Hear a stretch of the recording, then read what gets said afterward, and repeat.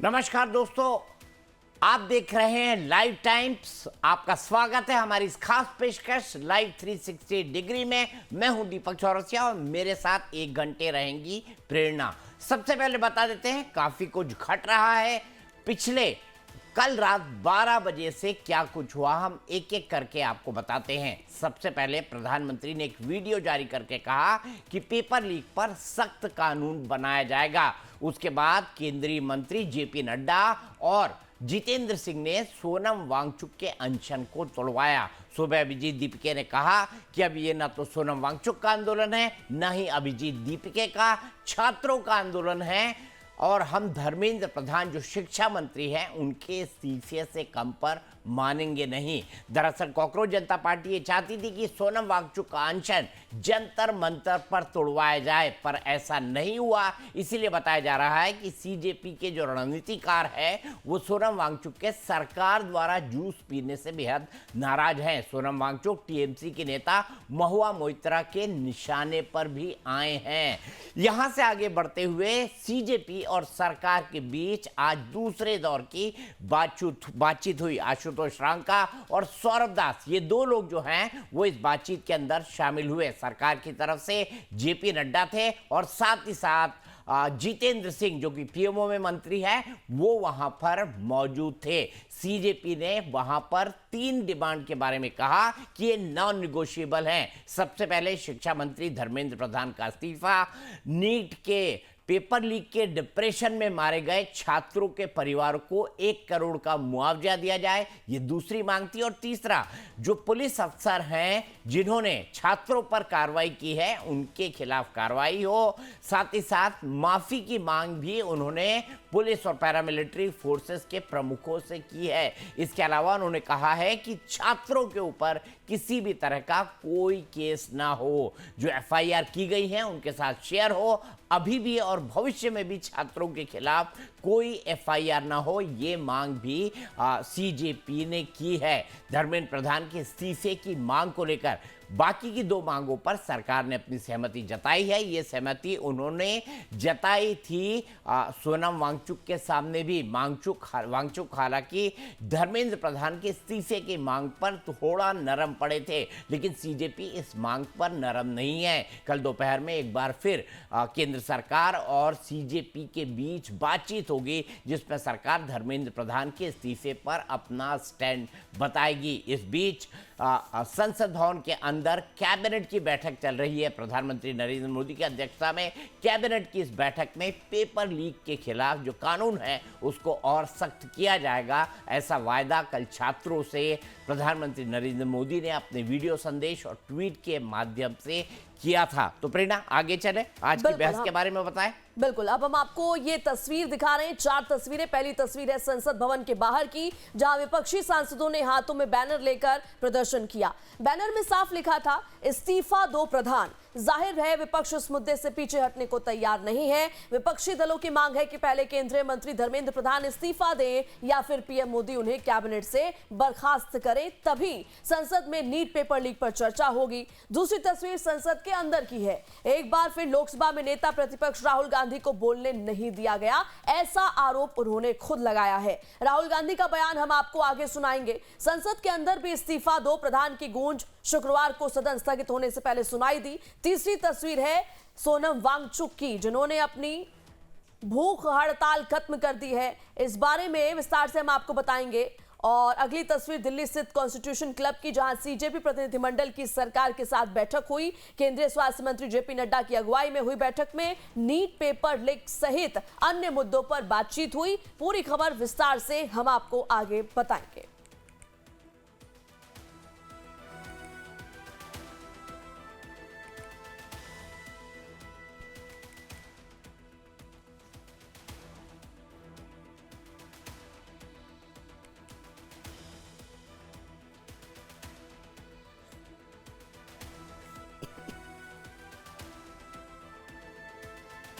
संसद में नीट मुद्दे पर सत्ता पक्ष और विपक्ष के बीच महासंग्राम जारी है। मानसून सत्र का 5वां दिन भी हंगामे की भेंट चढ़ गया। संसद के दोनों सदन यानी लोकसभा और राज्यसभा 27 जुलाई यानी सोमवार सुबह 11 बजे तक के लिए स्थगित हो गए। वजह रही विपक्ष का केंद्रीय शिक्षा मंत्री धर्मेंद्र प्रधान के इस्तीफे पर अड़े रहना, जबकि मोदी सरकार सदन में नीट पेपर लीक पर चर्चा के लिए तैयार दिखाई दी। बावजूद इसके विपक्ष ने दो टूक कहा कि पहले इस्तीफा फिर चर्चा, जब तक इस्तीफा नहीं सदन में काम नहीं। Dhirmendra Pradhan is a criminal education minister. He has to be removed. He is a symbol of the collapse of our education system. He has to go.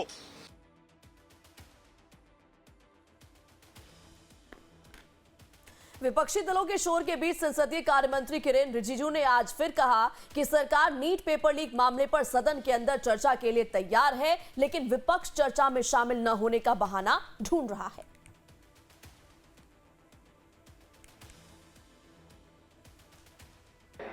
हम 20 जुलाई सोमवार पे छात्रों के खिलाफ जिस तरह लाठीचार्ज आज सुबह में केसी वेणुगोपाल जी को भी मैंने फिर से अपील किया है कि आप प्रमुख विपक्षी दल है, बाकी जितना भी एमपीज हम लोग सबका मत एक ही चर्चा होना चाहिए। तो नीट एग्जाम पे प्रधानमंत्री जी ने देश को आश्वासन दिया और जो प्रमुख एक्टिविस्ट जिन्होंने भूख हड़ताल किया, सोनम वांगचुक जी ने भी अपना अनशन तोड़ा है और चर्चा के लिए उन्होंने भी मांग किया है। तो फिर देश के सामने में अब हम चर्चा नहीं करके बहाना बनाएंगे तो ये अच्छा संदेश नहीं जाएगा। सबसे अहम बात, लोकसभा में नेता प्रतिपक्ष राहुल गांधी ने एक बार फिर माइक बंद करने का आरोप लगाया। माइक बंद करने की पूरी कहानी सुनिए खुद एलओपी राहुल गांधी की जुबानी। नॉर्मल प्रोटोकॉल होता है कि अगर कोई किसी का नाम लेता है तो फिर उसको रिस्पांस दिया जाता है। तो हमसे कहा कि हमें चर्चा करनी है। जब मैं उसका जवाब देना चाह रहा था फिर मुझसे माइक ले लिया, मुझे अपॉर्चुनिटी नहीं दी। मगर मैं क्लियरली कहना चाहता हूं, जो ऑपोजिशन का स्टांस है, 3 मांगे हैं स्टूडेंट्स की। पहली मांग, corrupt education minister has to go. Second, जिन लोगों ने स्टूडेंट्स पे आक्रमण किया, मारा, उन पर एक्शन, अकाउंटेबिलिटी। और third, that prime minister should apologize to the students. तो इसी पर बात करने के लिए हमारे साथ कई सारे खास मेहमान जुड़े हुए हैं। हमारे साथ चिराग सेठी हैं, प्रवक्ता हैं आम आदमी पार्टी के। हमारे साथ अभिमन्यु त्यागी हैं, प्रवक्ता हैं कांग्रेस के। हमारे साथ भारत कात्यायन हैं, राष्ट्रीय अध्यक्ष हैं नवयुवक दल के। सबसे पहले मैं चिराग अभिमन्यु त्यागी जी, माफ कीजिएगा चिराग, मैं अभिमन्यु त्यागी जी से शुरुआत करना चाहूंगा। अभिमन्यु त्यागी जी, सबसे बड़ा सवाल यहां पर यह है कि क्या धर्मेंद्र प्रधान से कम पर आप मानेंगे? क्योंकि सरकार कह रही है कि हम संसद के अंदर सोमवार को बिल लाने जा रहे हैं, उसकी सार्वजनिक घोषणा अब से कुछ मिनट बाद हो जाएगी। ये बिल पेपर लीक के कानून को और सख्त करने का होगा। ऐसे में सदन में बहस होगी और बहस आप पेपर लीक पर छोड़ना तो नहीं चाहेंगे। शायद यही इसीलिए सरकार ने बिल लाने की बात कही है। क्या बिना धर्मेंद्र प्रधान के आप पेपर लीक पर नए बिल का समर्थन करने के लिए सदन में जाएंगे, बिना धर्मेंद्र प्रधान के इस्तीफे के? देखिए, बिल्कुल स्थिति साफ है। कांग्रेस पार्टी की जो मांग है वो छात्रों की मांग है, और मांग ये है कि मंत्री जी इस्तीफा दें, प्रधान जी इस्तीफा दें। दूसरी मांग ये है कि जो बच्चों पे कार्रवाई हुई, जो लाठीचार्ज हुआ, पैलेट गन तक का आरोप है, तो उन पर कार्रवाई होनी चाहिए। तो एक नैतिक जिम्मेदारी है, और माननीय प्रधानमंत्री जी माफी मांगे, क्योंकि हर चीज की जिम्मेदारी, हर चीज के जो इंचार्ज है प्रधानमंत्री जी। तो ये 3 मांगे हैं और 3 मांगे पूरी होनी चाहिए। देखिए, डॉक्टर अम्बेडकर ने मैं आपने मेरे सवाल का जवाब नहीं दिया। क्या पेपर लीक पर चर्चा सोमवार को संसद में सरकार शुरू करेगी? क्या आप उस चर्चा को होने देंगे? क्योंकि सरकार कह रही है हम तो पेपर लीक के खिलाफ कड़े कदम उठाने वाले हैं, नया बिल लाने वाले हैं, और देखिए विपक्ष बिल लाने ही नहीं दे रहा है। सरकार तो तब ये तर्क बनाएगी ना। त्यागी जी, मैं कह रहा हूँ हमारे नेता राहुल गांधी ने अभी थोड़ी देर पहले बताया है, जब उनको बोलने नहीं दिया जा रहा, प्रोटोकॉल का पालन नहीं किया जा रहा है, तो हमारी स्थिति क्या है वो सब लोगों के सामने है। हम तो जनता के साथ खड़े हैं, छात्रों के साथ खड़े हैं। सरकार तो वन वे कम्युनिकेशन की बात करती है ना। हम कह रहे हैं कि आप जनता की तरफ से बात कीजिए, छात्रों के हित के लिए बात कीजिए, शिक्षा मंत्री है उनका इस्तीफा लीजिए। हमारी तो सीधी स्पष्ट मांग है, आप उस मांग पे चर्चा क्यों नहीं कर रहे? आप देश से माफी क्यों नहीं मांग रहे? छात्रों से माफी क्यों नहीं मांग रहे? हमारा स्पष्ट कहना, आप घुमा फिराकर जलेबी की तरह क्यों बातों को रख रहे हैं? सीधी स्पष्ट 3 बातें हैं, उन 3 बातों पर आप बात रखिए। सीधा हमारा ये कहना। चिराग सेठी जी, आप लोग क्या मानते हैं, क्या पेपर लीक के बिल पर चर्चा होके सरकार के इस बिल को पास कराने में विपक्षी दलों को मदद करनी चाहिए या नहीं करनी चाहिए?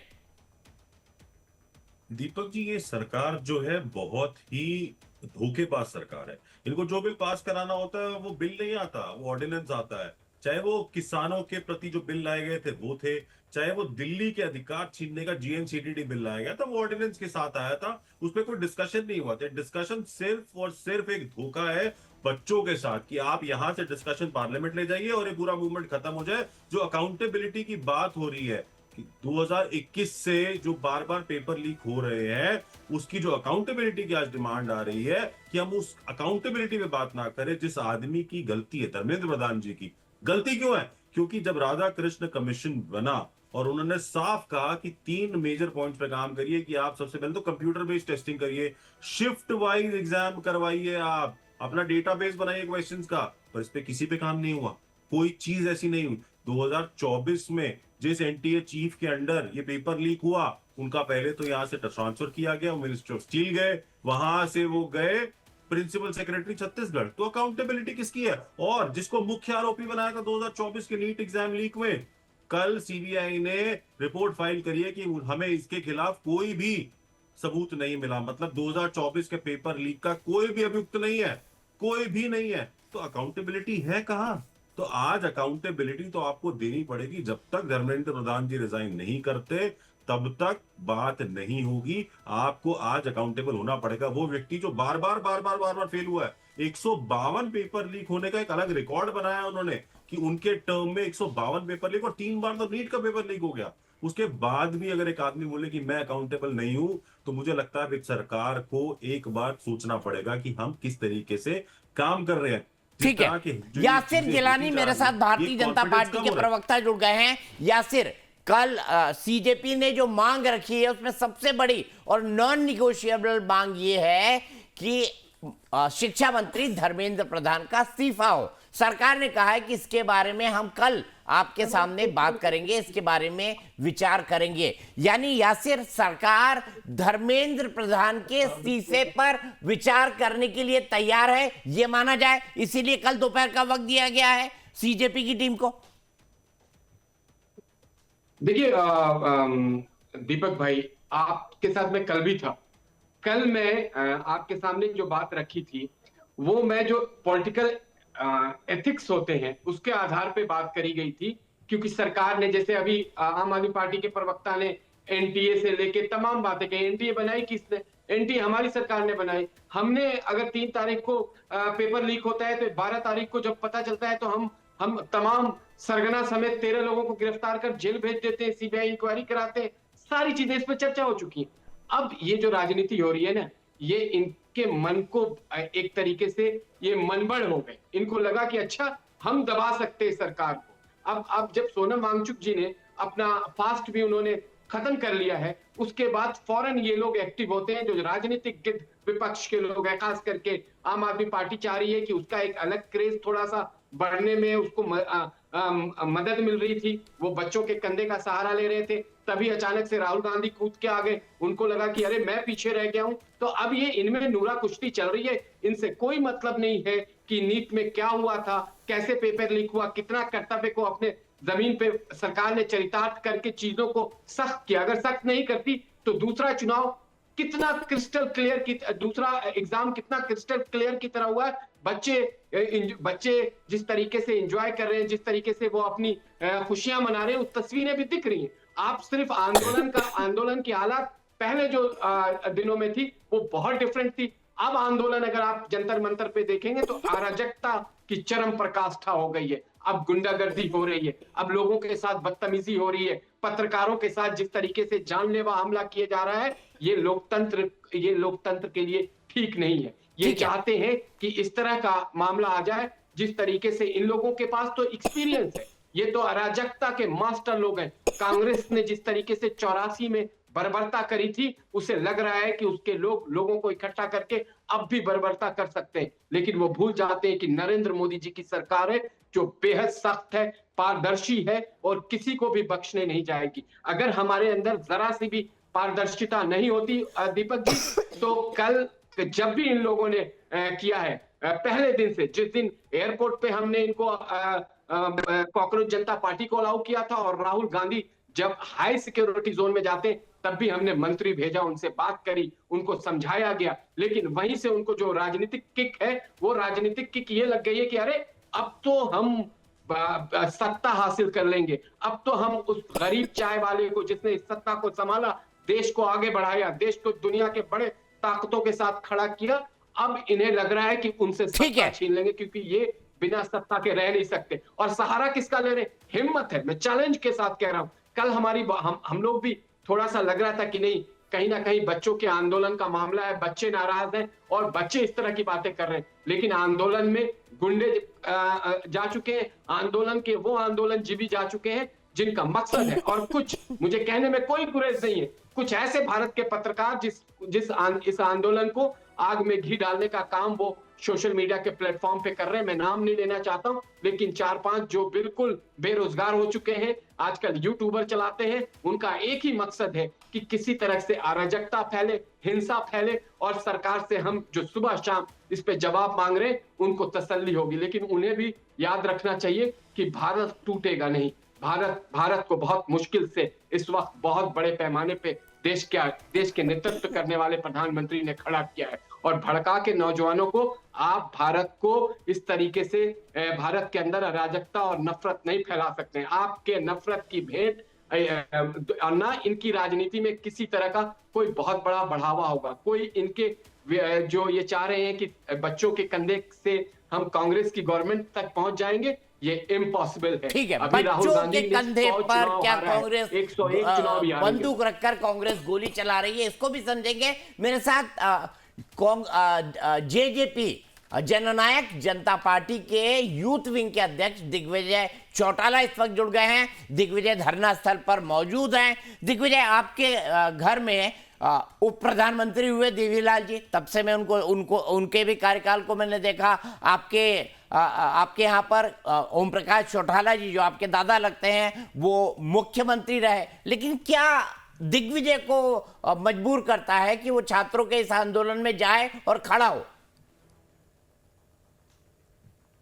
मैं निरंतर आंदोलन जब से ये चल रहा है तब से देख रहा हूं, और मैं 17 तारीख को जिस दिन गया, मैंने स्टेज से उतर करके भीड़ में जाने का फैसला लिया। और जब मैं भीड़ में गया तो मुझे मेरा सोच, मेरी समझ बदल गई, और मैंने तकरीबन 2 से 3 किलोमीटर तक वॉक किया, जहां तक जनपद का एरिया है, और मैंने लोगों को, अलग अलग लोगों से बात की। और जिस तरीके से कोई कश्मीर से आया था, कोई कहीं और से आया था, कोई बिहार से आया था, कोई उड़ीसा से आया था, कोई कर्नाटक से था, कोई हरियाणा से था, जैसे नौजवान और जो उनका भाव है, उस भाव से मैंने मुझे ऐसा लगा कि मैंने भी अपने भाव को उस भाव से जोड़ लिया। और 20 तारीख को जब हमने दोबारा वहां जाने का निर्णय लिया, 20 तारीख को जब मैंने, जो होता मेरी आंखों के सामने, प्रत्यक्ष को कहते हैं, प्रमाण की आवश्यकता नहीं होती, जो जुर्म ढाए गए और जो जिस तरीके से हमारी बहनों को मारा गया, उनके साथ मैं तो यहां तक भी शब्द इस्तेमाल करना चाहूंगा, अनएथिकल हो सकता है, कि सेक्सुअल मोलेस्ट्रेशन के तरीके से, एक तरीके से व्यवहार किया गया। तो मुझे लगता है कि मेरे जैसे लोग, चाहे हमारे घर में मेरे दादा चीफ मिनिस्टर 5 बार रहे हों, मेरे परदादा 2 बार देश के उप प्रधानमंत्री रहे हों, मेरे पिता कई बार लोकसभा के मेंबर रहे हों, मेरे बड़े भाई उप मुख्यमंत्री रहे हों, वो एक अलग विषय है। मगर राजनीति को पीछे छोड़ करके इतने नौजवान जब सड़कों पर हैं, संघर्ष कर रहे हैं, प्रयास कर रहे हैं, और बिल्कुल भी अराजक नहीं है, पीसफुल प्रोटेस्ट चल रहा है, तो हमारा दायित्व है कि हम भी उसमें उनका सहयोग करें, आगे से नहीं पीछे रह करके करें, पिछली पंक्ति में खड़े होकर के करें। अभी भी आपका मुझे संदेश मिला, मैं आंदोलन को वहां से छोड़ करके कुछ दूरी पर आया हूं, जिससे कि मैं आप लोगों से कनेक्ट हो पाऊं। मैं निरंतर मेरे साथियों के साथ दिन रात वहीं पर हूं, और मुझे ऐसा लगता है कि सभी राजनीतिक दल और गैर राजनीतिक दल, सामाजिक संगठन, चाहे वो कोई भी हैं, वो अपना तगमा छोड़ करके इन स्टूडेंट्स की भलाई के लिए, देश के भविष्य के लिए, कल को पेपर लीक ना हो, कल को इस तरह की घटनाएं ना हो, और रिस्पॉन्सिबिलिटी और अकाउंटेबिलिटी की देश में बात हो, इसको लेकर के संघर्ष करें। ठीक है, आपने कहा कि आप छात्रों के आंदोलन के साथ हैं, होना भी चाहिए। आप खुद पॉलिटिकल एक्टिविस्ट हैं, आप एक बड़े राजनीतिक परिवार से आते हैं, आप खुद जो संसद चलो का कॉल था उसके साथ थे। लेकिन दिग्विजय, आरोप तो ये भी लगा कि छात्रों के साथ मैं मानता हूं छात्रों के साथ पिटाई हुई, लेकिन पिटाई जो है वो पुलिस वालों की भी हुई। 70 छात्र घायल हैं तो 110 पुलिस वाले भी घायल हैं, उनके साथ भी अन्याय हुआ। क्या आपकी सहानुभूति उनके लिए नहीं है? और उसमें से कई सारे पुलिस वाले तो हरियाणा के भी होंगे। सर, मैंने 20 तारीख को ये बात सोची कि मेरी जो बेटी है वो आज 3 साल की है, और जब वो 15 साल के बाद 18 साल की हो जाएगी तो वो अडल्ट हो जाएगी। और जो अडल्ट होता है बच्चा, वो अपने माँ बाप से पूछता है कि उस समय जब क्रांति हो रही थी, बदलाव की बात देश में हो रही थी, तो आप किस पक्ष में खड़े थे? मुझे पता है कि आपकी भावनाएं, मेरी भावनाएं, पुलिस वाले कोई पराये नहीं है, हमारे अपने हैं। But what is moral policing? What is policing? इन लोगों ने पुलिसिंग का पूरा मतलब ही बदल दिया। लाठियों पर कीले लगा करके और पैलेट बुलेट्स, और उसके बाद ये जो कानून लेकर के आए हैं, कल मुझे सुनने में आया कि जिस तरीके से जो कानून आतंकवादियों पर लगाया जाता है, गैंगस्टर्स पर लगाया जाता है, उनको बच्चों पर लगाने की तैयारी चल रही है। तो मुझे लगता है कि मैं माफी चाहूंगा, मैं आपका कायल हूं, आप बहुत अच्छे बड़े पत्रकार हैं। मुझे लगता है मन में आपके भी होगा कि जो बच्चों के साथ हुआ, जो बेटियों के साथ हुआ, वो गलत हुआ।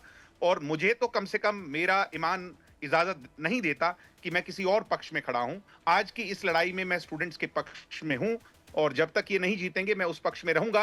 हो सकता है कि मैं शायद खुद स्टूडेंट अब ना रहा हूं, मगर पीछे रह करके उनको साहस, ताकत दी जा सकती है। किसी को भोजन चाहिए तो उसकी भूख मिटाई जा सकती है, कोई प्यासा है तो उसको पानी पिलाया जा सकता है, और कोई टूट रहा है तो उसको हौसला दिया जा सकता है। इसलिए मैंने कल मंच पर जाकर के कहा कि मेरे जैसे लोगों को यहां पर आने की इजाजत ना हो, हम पिछली पंक्ति में रह करके इस लड़ाई को लड़ें।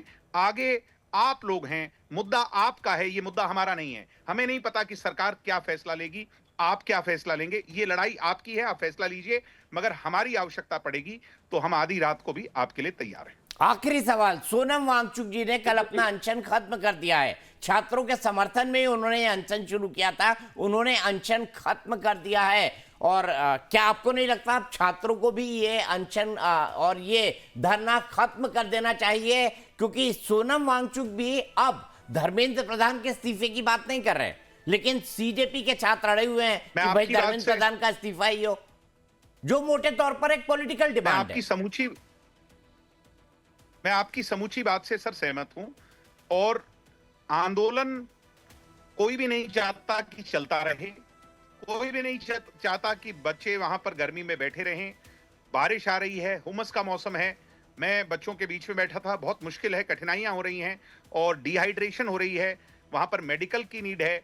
मगर इस सब के बीच मुद्दा क्या है?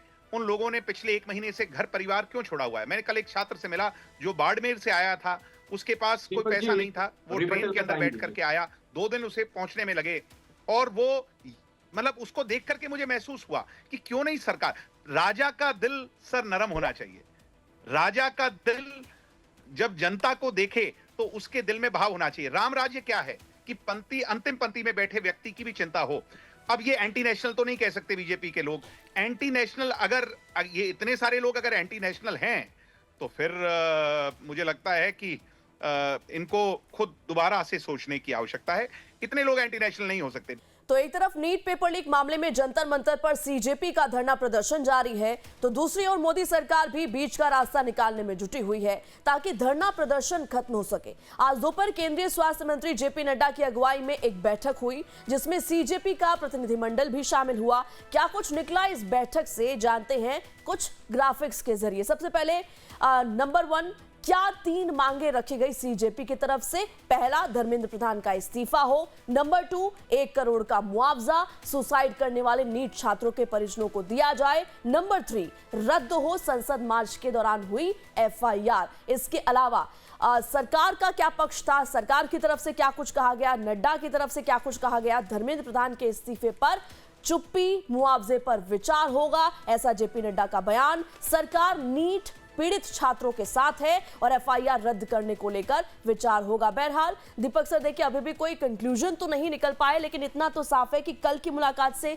कुछ उम्मीद जरूर है। देखिए, बातचीत शुरू हुई है, ये सबसे बड़ी बात है। इस तरह के आंदोलनों में जो डेडलॉक हो जाता है, बातचीत नहीं होती है, वो गंभीर बात होती है। लेकिन बातचीत शुरू हुई है। पहले दौर की बातचीत में थोड़ी खटास देखी गई। उन्होंने कहा कि हमें अननेसेसरी 2 घंटे इंतजार कराया गया, लेकिन आज की बातचीत उसके कंपैरिजन में बहुत स्मूथ थी। अब देखिए, जेपी नड्डा कोई फैसला उन्होंने अगर अपनी जो मांगे सामने रखी है, लिखित तौर पर दी 5 पैराग्राफ के अंदर, तो इन मांगों पर जेपी नड्डा तुरंत तो फैसला नहीं दे सकते। तो प्रधानमंत्री से विचार करेंगे, अपने बाकी साथियों से विचार करेंगे और कल जवाब देने के लिए एक बार फिर सीजेपी और सरकार के बीच चर्चा होगी। आपको पता है, इस बहस में अभी तक हमारे साथ जुड़े हुए हैं जेजेपी के यूथ विंग के अध्यक्ष जननायक जनता पार्टी के दिग्विजय चौटाला, आम आदमी पार्टी के प्रवक्ता चिराग सेठी, बीजेपी के प्रवक्ता यासिर जिलानी और अभिमन्यु त्यागी प्रवक्ता कांग्रेस के। मैं सीधे चलता हूं यासिर के पास। यासिर, दिग्विजय ने बड़ी बात कही। उन्होंने कहा राजा का दिल बड़ा होना चाहिए। अगर बच्चे मांग कर रहे हैं शिक्षा मंत्री के इस्तीफे की, तो इसके बारे में तो सोचना चाहिए ना सरकार को। तो राजा बड़ा दिल क्यों नहीं दिखाता, ये कहना है दिग्विजय चौटाला का, जो खुद इस सीजेपी के आंदोलन में शामिल है। देखिए, दिग्विजय भाई एक बड़े राजनीतिक परिवार से आते हैं, वो राजनीति को समझते हैं। जज्बाती बात अभी उन्होंने किया है, ईमान तक की बात कह दी, क्योंकि ईमान का फैसला अगर होगा तो मैं स्टूडेंट के साथ हूं। और अकाउंटेबिलिटी की भी बात उन्होंने करी। अकाउंटेबिलिटी दिग्विजय भाई को मैं कहना चाहूंगा कि हम सबकी उन छात्राओं के साथ, छात्र छात्राओं के साथ है। सरकार कदम से कदम उनके साथ मिला के चलने की बात कह रही है। सरकार ने कभी उनको पीछे नहीं छोड़ा। अरे यासिर भाई, तो इस्तीफा भी दिलवा दीजिए ना। छात्रों की मांग है कि शिक्षा मंत्री जिसके कार्यकाल में नीट पेपर लीक हुआ, और एक नहीं, एक से ज्यादा हुए हैं, तो धर्मेंद्र प्रधान का इस्तीफा हो जाए। अगर कदम से कदम मिलाकर खड़े हैं तो फिर इस्तीफे से गुरेज क्यों? मैं उस पे आ रहा हूं। पहले दिग्विजय भाई ने जो मोरल पुलिसिंग की बात करी, बड़ी बड़ी बातें करी, वो बड़े परिवार से आते हैं, उनको राजनीति पता है। एक गर्भवती दिल्ली पुलिस की ऑफिसर जिसको इतनी बुरी तरीके से मारा गया है, वो आईसीयू तक पहुंच गई, उस पे दिग्विजय जी कुछ कहेंगे? या उन लोगों पे जो तस्वीरें आ रही हैं, जो अभद्रता छात्र कर रहे हैं, जो गालियां दे रहे हैं, जो हमारी संस्कृति का हिस्सा तो नहीं हो सकता। भारत की संस्कृति बड़ी बड़ी पुरानी है और हम वसुदेव कुटुंबकम को परिभाषित करने वाले पूरे दुनिया में इकलौते ऐसे देश है जो संस्कृति की वजह से, संस्कृति हमारी वाहक है आगे बढ़ने की। उसमें आप जो वीडियो देख रहे हैं, उस पे आप कुछ सोचा है आपने? आपको लज्जा नहीं आती? आपने कहा मेरी बेटी है, मेरी भी बेटी है। मेरी जब बच्चों के साथ आप टीवी देख रहे हैं या इस तरह की वीडियो, जो आजकल तो सोशल मीडिया का जमाना है, आप जो सोशल मीडिया के प्लेटफॉर्म में उसको बच्चे भी स्क्रॉल करते हैं, और उस वक्त जब इस तरह की चीजें आती हैं दिग्विजय भाई, तो कैसा लगता है? फिर क्या भारत को जोड़ना चाहते हैं? और फिर मैं चिराग के पास जाऊंगा और उसके बाद मैं सीधे दिग्विजय के पास जाऊंगा, क्योंकि कोई आदमी उस धरना स्थल पर मौजूद है। मेरे ख्याल से ये अपने आप में बड़ी बात है, क्योंकि वहां की ग्राउंड रिपोर्ट हमें थोड़ी बेहतर ढंग से दिग्विजय पर्सपेक्टिव में समझा पा रहे हैं। भारत, आप क्या जोड़ना चाहते हैं? दिग्विजय ने अपनी बात कही, यासिर ने अपनी बात कही, आप कैसे देखते हैं इस आंदोलन को संक्षेप में? अनम्यूट कर लीजिए।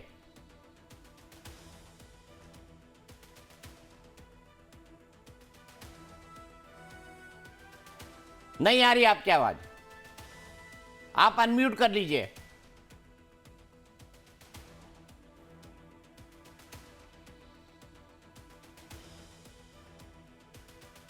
नहीं भारत, आपकी आवाज नहीं आ रही। मैं सीधे चिराग के पास चलूंगा। चिराग, आप कुछ जोड़ना चाहते थे?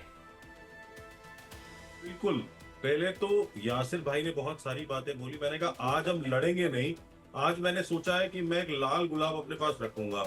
जब भी कोई अंधभक्त या कोई भाजपा का प्रवक्ता लड़ने की कोशिश करेगा तो मैं दिखाऊंगा कि ये पीसफुल प्रोटेस्ट है और ये हमारा एक प्रोटेस्ट है। अगर 80 पुलिस वालों को चोट लगी है तो 110 बच्चों को भी चोट लगी है और 100 बच्चों पे केस हुए हैं। कितने सिविल में पुलिस वाले थे जिन्होंने डंडे मारे, कितनों पे केस हुए, कितनों की सस्पेंशन हुई। यासिर भाई आज यहाँ बता दे कि इतने लोगों को डंडे पड़े हैं, इतने पुलिस वाले सस्पेंड हुए, कोई पुलिस वाला सस्पेंड नहीं हुआ। हम कह रहे निंदनीय है, अगर पुलिस वालों पे हमला हुआ वो भी निंदनीय है, बट जो फ्रिंज एलिमेंट्स को यासिर भाई मैं आपके बीच में नहीं बोला, आपके बीच में नहीं बोला। देखिए मैं फूल दिखा दूंगा, मैं फिर फूल दिखा दूंगा आपको। देखिए मैं आपको फिर फूल दिखा दूंगा, देखिए मैं आपको फिर फूल दिखा दूंगा। अरे चिराग सिटी जी, ये गुलाब का फूल है, इसमें कांटे ज्यादा होते हैं, फूल तो खाली ऊपर ऊपर होता है।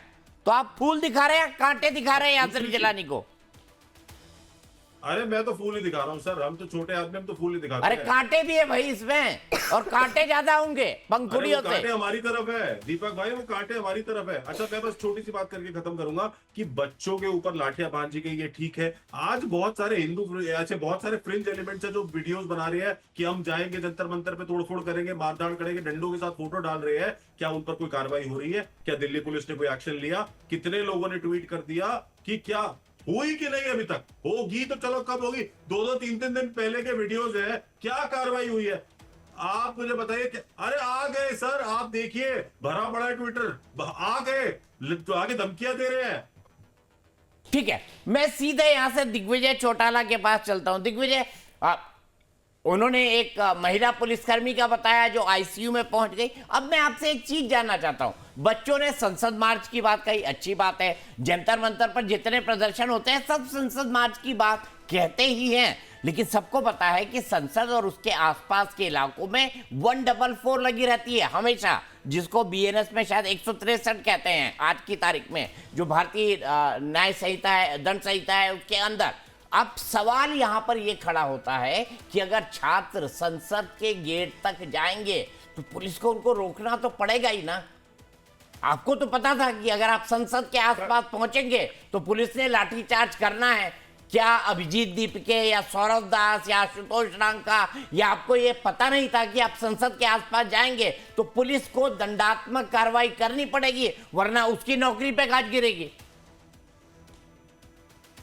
सर हम तो उस राजनीति से आते हैं जिसमें संघर्ष जो है वो उसकी एक किताब लिखी जा सकती है, और हमने इस संसद का बहुत मार्च किए हैं, बहुत लाठियां खाई हैं, बहुत डंडे खाए हैं, और मैं आपकी बात से बिल्कुल सहमत हूं कि एक सीमा है, उससे आगे नहीं बढ़ा जा सकता, आवाज पहुंचाई जा सकती है। मैं सुनता हूं कि प्रजातंत्र में जो है परमात्मा की आवाज डायरेक्टली तो सुनाई नहीं देती, मगर वो जनता के सिरों की गिनती से उसका नगाड़ा सुनाई देता है, और जब नगाड़ा बजता है तो पार्लियामेंट 1-1.5 किलोमीटर दूर है, उसको सुनना चाहिए। मैं सिर्फ ये कह रहा हूं कि हमने बहुत रैलियां करी, जल से प्रदर्शन सभी लोगों ने किए होंगे, सब पॉलिटिकल लोग बैठे हैं जो मैं देख पा रहा हूं, मगर मैं आपको बता रहा हूं, बड़े विश्वास से कह रहा हूं, किसी को बुरा लगे तो मैं माफी चाहूंगा। 20 तारीख को जो भीड़ मैंने देखी, मैंने 12 साल से मैं एक्टिव पॉलिटिक्स में हूं, मैंने 12 साल में और या जब से मैंने सुध संभाली है, मैंने इतनी बड़ी भीड़ नहीं देखी है। और अगर इतनी बड़ी भीड़ चल करके इनको कोई साधन नहीं दिए गए, कोई गाड़ियां नहीं दी गई, ये सब अपने मन से आए हैं, तो शहंशाह को, राजा जी को इनकी आवाज सुनने में कितनी देर लगती है? जो काम अब हो रहा है, क्या वो 20 तारीख को नहीं हो सकता था? आप कह रहे हैं कि गर्भवती महिला को, पुलिस वाली को चोट लगी, बिल्कुल गलत है, मगर जो बच्चों को चोट लगी, क्या आप उसकी अकाउंटेबिलिटी तय करेंगे? यही तो बड़ा सवाल है सर। ठीक है, मैं यहां से सीधे भारत के पास चलता हूं। भारत, दिग्विजय जिन पॉइंट्स के ऊपर बात कर रहे हैं वो भी महत्वपूर्ण है ना। सवाल ये उठता है कि 28 जून से ये अनशन चल रहा था, लगभग 21 दिन हो चुके थे सोनम वांगचुक को उपवास करते हुए, लेकिन सरकार ने उनको एड्रेस किया सिर्फ 20 तारीख को, जिस दिन संसद चलो का मार्च दिया गया। मेरी आवाज आप लोग तक आ रही है? जी देखिए, सरकार ने पहले भी अपनी बात रखने का प्रयास किया गया, मॉनसून के पहले सत्र के पहले दिन पे बात करने की बात कही गई, पर यहाँ पे बात करने और ना करने की नहीं है। अभी किसी एक पैनल में बैठे बड़े प्रबुद्ध व्यक्ति ने कहा कि मेरे बच्चे हैं और लोग हैं, इसलिए मैं स्टूडेंट्स के साथ हूँ। सर मैं कई सालों से स्टूडेंट पॉलिटिक्स में हूँ, कई सालों से मैं राजनीति में हूँ, ये बच्चे नहीं है, ये SFI के लोग जिनके दिल में उमर खालिद बसते हो। दीपक जी, आप इतने पुराने और इतने प्रतिष्ठित व्यक्ति हैं, और मैं आपका फैन हूँ, मैं आपकी निष्पक्षता को जानता हूँ। दिग्विजय जी सुनिए, मेरे भी दो बच्चे हैं। आज जब सोशल मीडिया पे गंदी गंदी गालियां, अभद्र तरीके से बच्चे प्रदर्शन कर रहे हैं, दिग्विजय जी आपने भी प्रदर्शन किए हैं, मैंने भी किए हैं, पर हम लोग एक संयम में रहते हैं, अपनी भाषा पे नियंत्रण रखते हैं। देखिए क्या SFI उमर खालिद के दिल में प्रेम रखने वाले, वहां पे खड़े होकर नाम बस अल्लाह का कहने वाले लोग, वहां पे आप सुबह जय श्री राम या गणेश जी की कम सुन पाते हैं आप? क्यों लगाएंगे भाई? नहीं देखिए दिग्विजय जी, नारे, देश विरोधी नारे। सुनिए SFI देखिए, हम चाइना स्पॉन्सर्ड हैं क्या? आप सुनिए, आप बात काट रहे हैं, आप रुकिए, मैंने आपकी बात को गंभीरता से सुना था, आप मेरी बात को गंभीरता से सुने, आप गंभीरता से सुने कि सिचुएशन ये है कि सोशल मीडिया भरा पड़ा है एंटी नेशनल नारों के, सोशल मीडिया भरा पड़ा है जहाँ पे चिल्ला के लोग बच्चे मत देखिए उन चीजों को, जाइए जंतर मंतर एक बार 2 किलोमीटर की सैर करके आइए, वहाँ पे दंगाई है SFI के लोग, आप 2 किलोमीटर की सैर करके आइए, आपको महसूस हो जाएगा। सुनिए ना दिग्विजय जी, सुनिए, मैं आपका बड़ा सम्मान करता हूँ, मैं आपका स्कूल का आपका जूनियर हूँ, मैं आपको दिल से सम्मान करता हूँ, आप मेरी बात सुनिए। आप जहाँ बैठे हैं वहां पे बच्चे आपकी वजह से हो सकते हैं, पर जो वाकई CJP है, उस CJP के पीछे सिर्फ लेफ्टिस्ट विचारधारा के लोग हैं, और सिर्फ बड़ी गलती कर रहे हैं आप लोग। देखिए एकदम स्पष्ट, मैं उस बात का भुगतभोगी हूँ, हम BJP के साथ हुआ करते थे, हम भुगतभोगी हैं भाई। हर चीज सबको स्पष्ट दिख रही है, जनता की आवाज को सुना मत कीजिए, बहुत बड़ी गलती कर बैठेंगे आप लोग।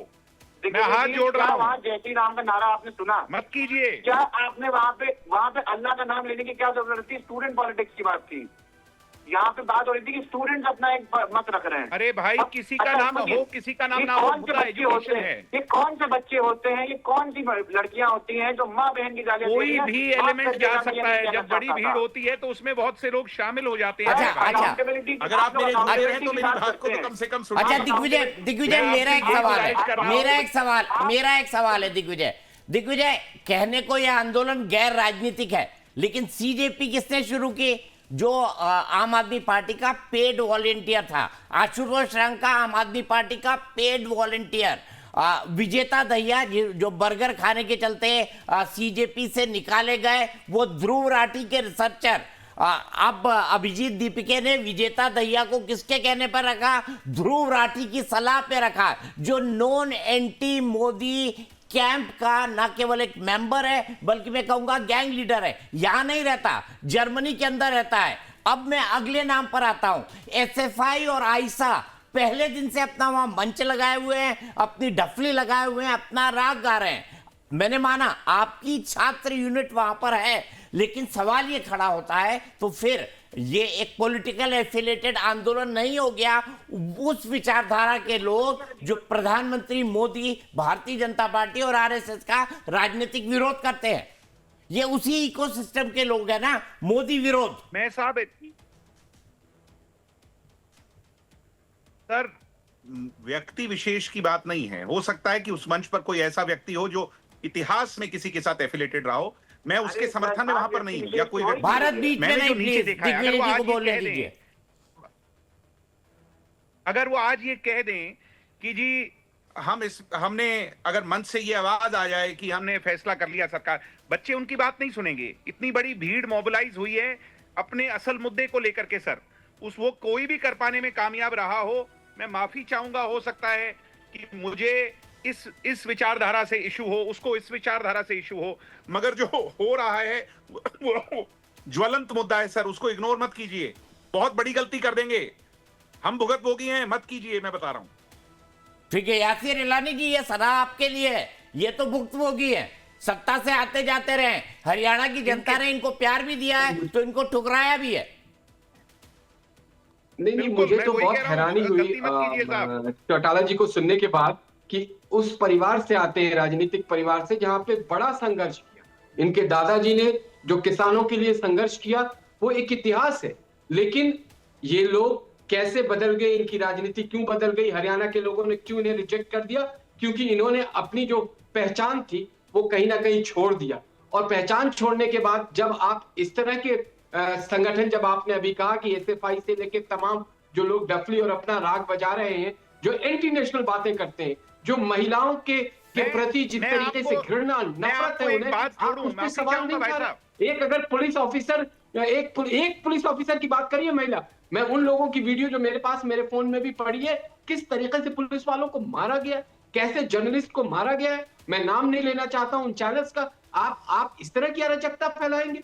क्या पत्रकार अगर किसी मेन स्ट्रीम चैनल का वहां पहुंच रहा है तो आप उसको पीटेंगे, उसे गालियां देंगे, उसे वहां खड़े नहीं होने देंगे? ये कौन सी लोकतंत्र की दुहाई देके आप आंदोलन को खड़ा, ये कौन से छात्र हैं? मेरा सवाल ये है दिग्विजय भाई, आप समझ नहीं पा रहे, आपको लग रहा है कि ये जो बच्चों का कंधा मिला है इससे हरियाणा में आप अपने लोगों को खड़ा कर पाएंगे? नहीं करेंगे। ये आपकी राजनीति कभी नहीं रही।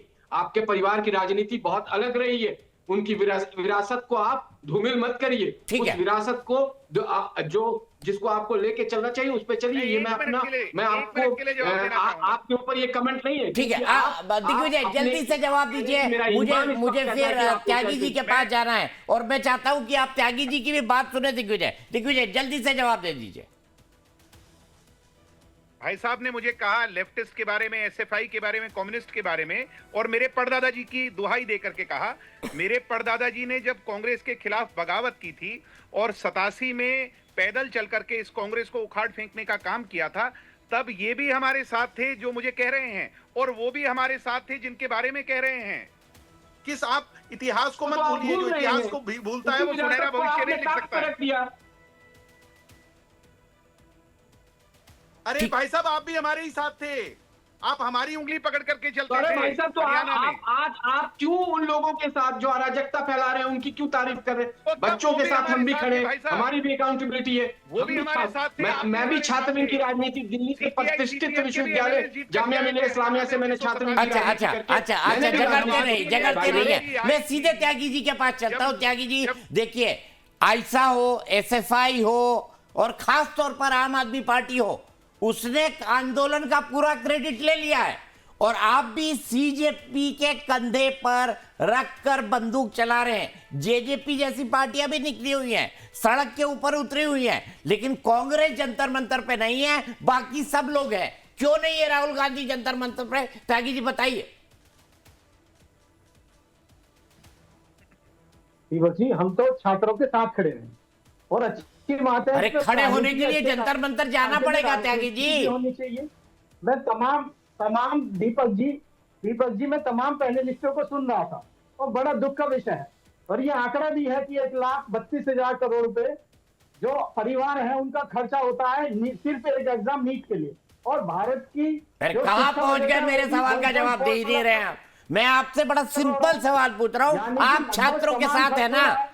पिटे वो छात्र जो जंतर मंतर पे थे या उसके आसपास से निकले थे, आप भी तो चले जाइए ना। आप कभी प्रधानमंत्री आवास जा रहे हैं, कभी गांधी स्मृति जा रहे हैं, थोड़ी दूरी पे जंतर मंतर भी है, 1 किलोमीटर।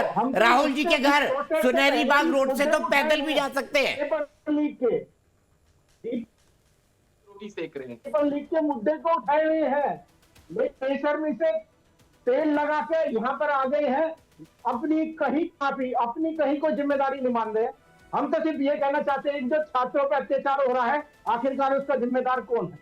ये पेपर अरे जिन छात्रों पे अत्याचार हुआ उनसे मिल तो आइए। जो सक्रिय है 40-50 लाख में जो पेपर लीक हो रहे हैं इसके जिम्मेदार आखिरकार कौन है? हम तो सिर्फ ये कह रहे हैं कि धर्मेंद्र प्रधान का इस्तीफा हो। त्यागी जी, आप मेरी बात सुन ही नहीं रहे। मैं बोल रहा हूँ जिन छात्रों की पिटाई हुई, जिनको पीटा गया, वो जंतर मंतर पे बैठे हुए हैं, तो मिलके क्यों नहीं आते राहुल गांधी उनसे? तो कांग्रेस ने पवन खेड़ा जी भेजे हैं ना, पवन खेड़ा जी जाकर। अरे पवन खेड़ा तो पीटने से पहले गए थे भाई, उसके बाद क्या हुआ? जब आप इस मुद्दे को ले उड़े, आपको लग रहा है कि राजनीति चल जाएगी, दुकान चल जाएगी। 60 से 62% जो यहाँ की जनता है वो साथ है। हम लोग इस मुद्दे के साथ हैं। ये मुद्दा हल्का मुद्दा नहीं है, छात्रों का मुद्दा है।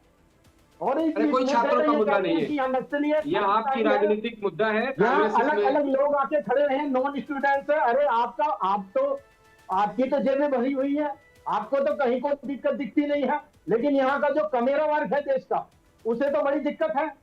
उसकी जेब से पैसा कोचिंगों में जा रहा है, एक एक साल की परीक्षा की तैयारी में छात्र को समय वेस्ट करता है, समय लगाता है, बाद में पेपर लीक हो फिर जाता है। सवाल का जवाब नहीं आपने कितनी देंगे, गिरफ्तारी बाकी की? सब क्या बोल जिम्मेदारी देंगे। निभानी? लेकिन चिराग, आपको तो इस बात का जवाब देना पड़ेगा, ये गैर राजनीतिक आंदोलन तो नहीं है।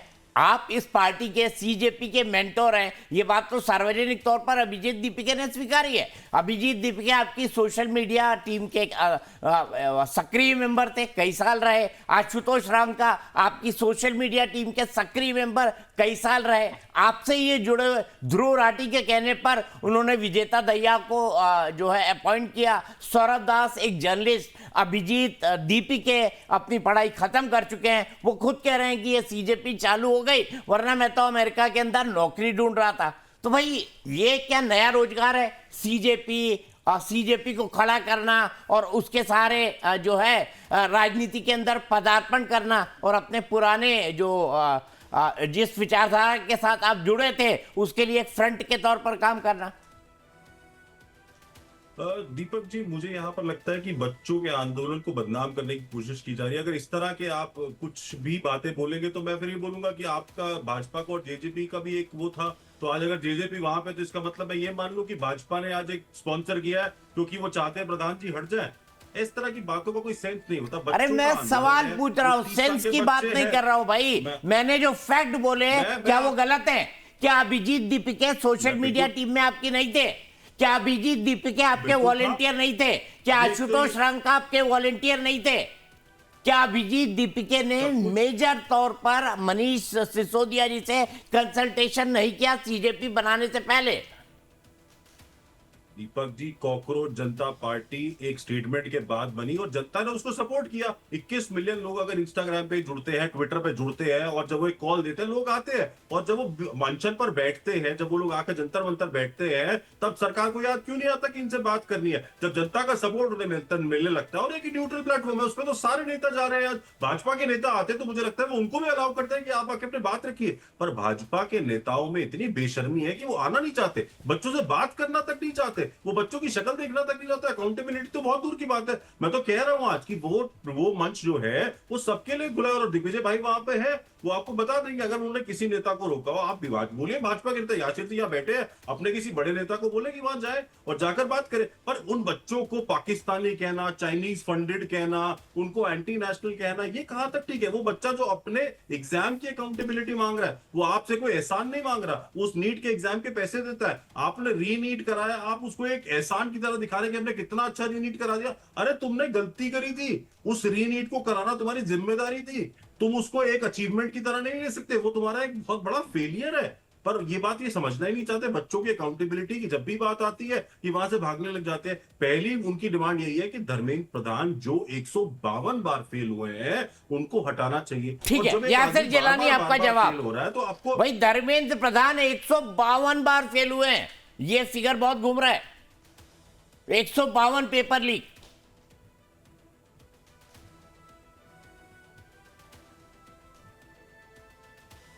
यासिर ये सवाल आपसे है, आपको जवाब देना है और पूरे देश के सवालों के जवाब अभी तो बीजेपी को देना है। सत्ता में आप है भाई 12 साल से। ये दीपक भाई ये कुछ भी कह रहे हैं, ये आप देखिए अभी आम आदमी पार्टी की कितनी बेशर्मी है। पंजाब के हालात देख ले, कैसे वहां बच्चों को पिटवाया जा रहा है। भगवंत मान की सरकार 2 दिन पहले आंदोलनकारियों पर है यार, क्या बात है। एक नहीं 1000 वीडियो सोशल मीडिया पे है, 1000 वीडियो। कितने मर्डर वहां हो रहे हैं, जितना भ्रष्टाचार वहां है, जो कुर्ता पंजाब का असल चेहरा था वो दिख रहा है। भगवंत मान के पूरी सरकार क्लैश कर गई है और अरविंद केजरीवाल, मनीष सिसोदिया वहां पे जाके राजनीति कर रहे थे।